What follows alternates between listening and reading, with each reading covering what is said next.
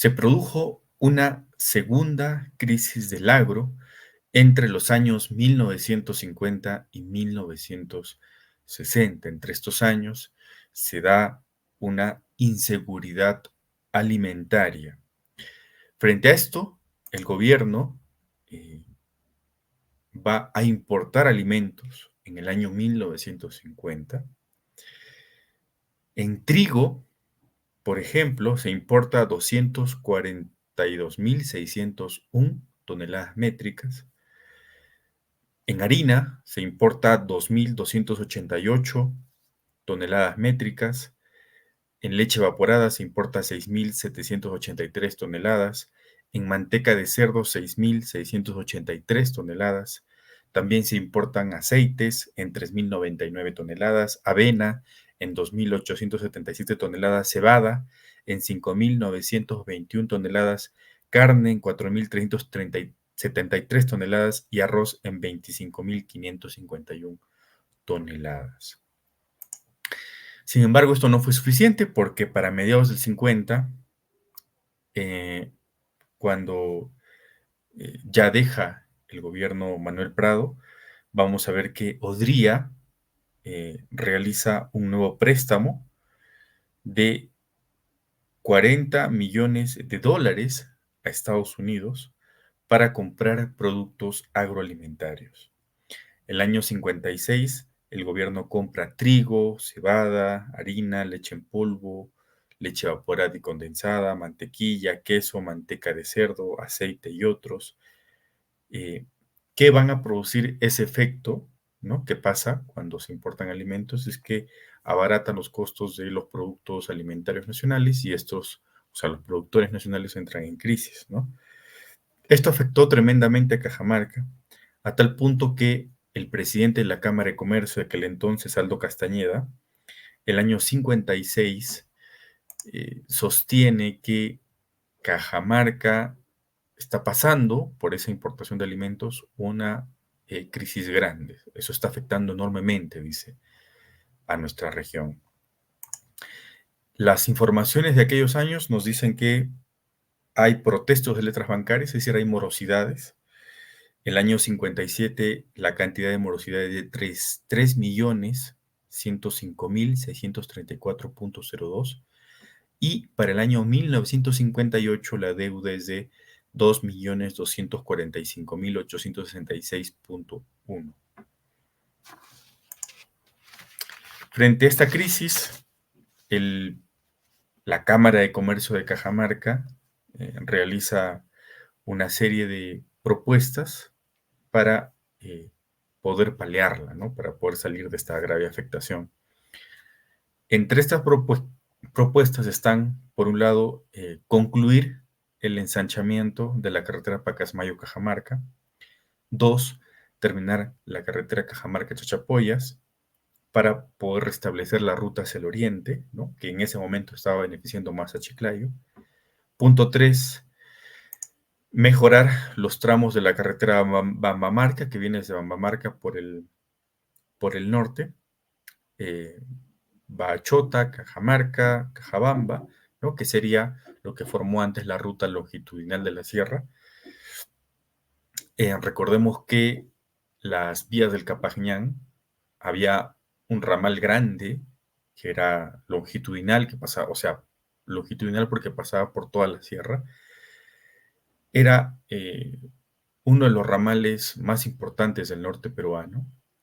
Se usaban esas vías del Capañán porque algunos dirán, pues, ¿cómo es posible que en la República y hasta bien entrado el siglo XX se usaban todavía esas vías? Pues porque durante toda la colonia, durante 120 años de la República, no se construían todavía carreteras modernas. Entonces las vías del Capañán eran las vías que unían a los distintos pueblos, hasta más o menos el año 1940-41, que es además uno de los, o sea, esta desestructuración de las vías del Capañán por la construcción de carreteras modernas es una de las grandes causas de la crisis que va a asolar a Cajamarca.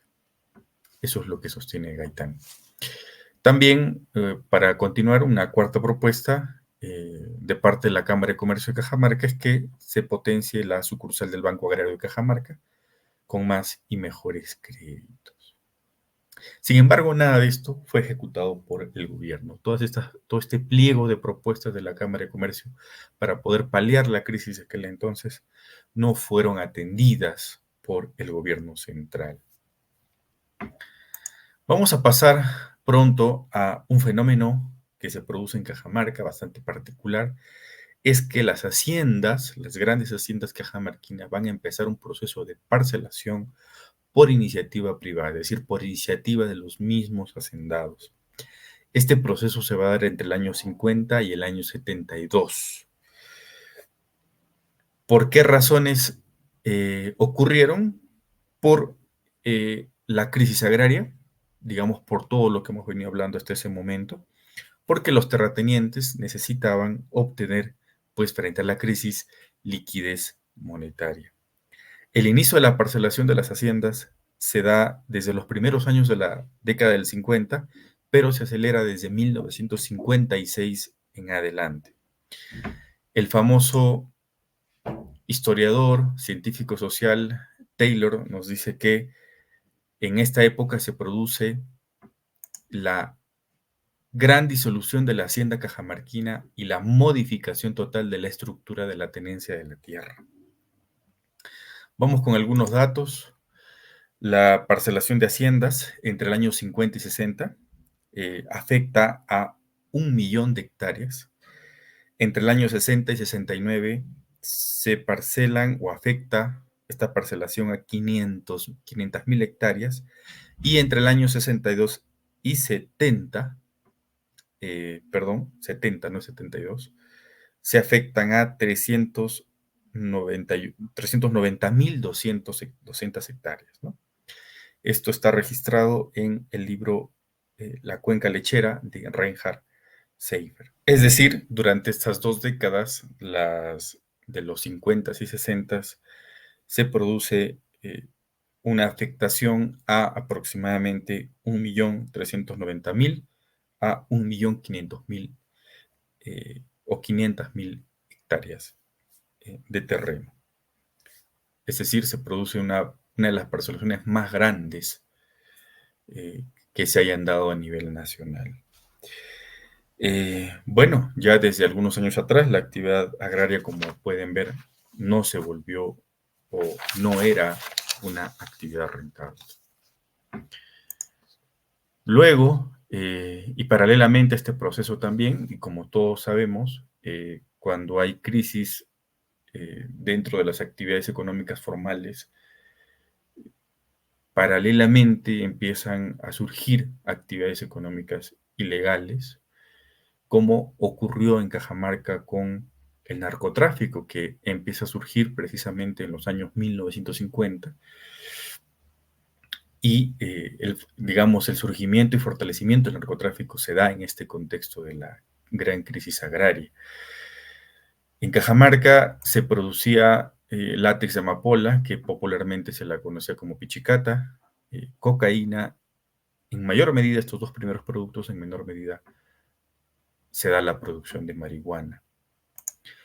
Entre los años 1950 y 1970 se produce este látex, y desde los años 80 en adelante se fortalece sobre todo la producción de cocaína. El cultivo de amapola o pichicata se da en las provincias de Cajamarca, de San Marcos, de Celendín, de Hualgayoc, de Chota, en menor medida en San Miguel y en Cutervo, pero como pueden ver, se produce en el sur de la región de Cajamarca, en donde precisamente se está dando esta crisis agraria. Los centros de procesamiento de esta droga se dan sobre todo en las riberas del Marañón, y sus centros de comercialización más importantes son Celendín, Cajabamba, San Marcos, Bambamarca, Jaén, pero principalmente en Cajamarca, en donde además se da se produce también lavado de dinero. También nos indica Gaitán que las transacciones de la droga se dan en las ferias dominicales de Celendín, de Bambamarca, de San Marcos y de Cajamarca. Pasamos después a la tercera crisis del agro, ya llega la reforma agraria, la que afecta a esta región entre el año 1969 y 1984. Se da mediante el decreto legislativo número 17, decreto ley, perdón, número 17716. Los objetivos en aquel entonces de la reforma agraria fueron cancelar el régimen de hacienda que venía desde la colonia, eh, crear un sistema cooperativo y corporativo de la propiedad de la tierra y modernizar y promover el desarrollo rural.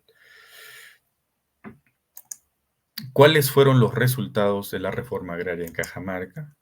Bueno, son los siguientes. Se adjudicaron un total de 508.602 hectáreas de tierras, se las dieron a campesinos. Se crearon 37 cooperativas, 265 comunidades y 107 grupos campesinos. Fueron un total de 14.397 familias campesinas beneficiadas.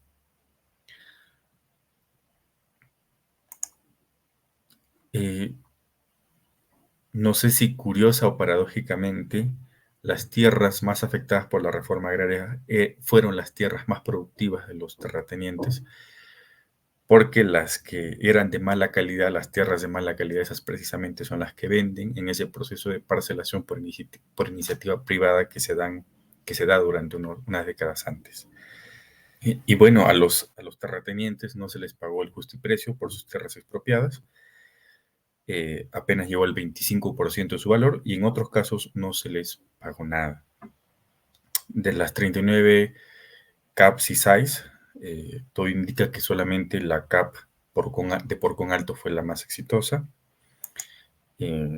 Por otro lado, también se perdieron los mejores vientres de ganado vacuno, de raza, en leche y carne, sobre todo en La Colpa, en Huacararucu y Suchubamba.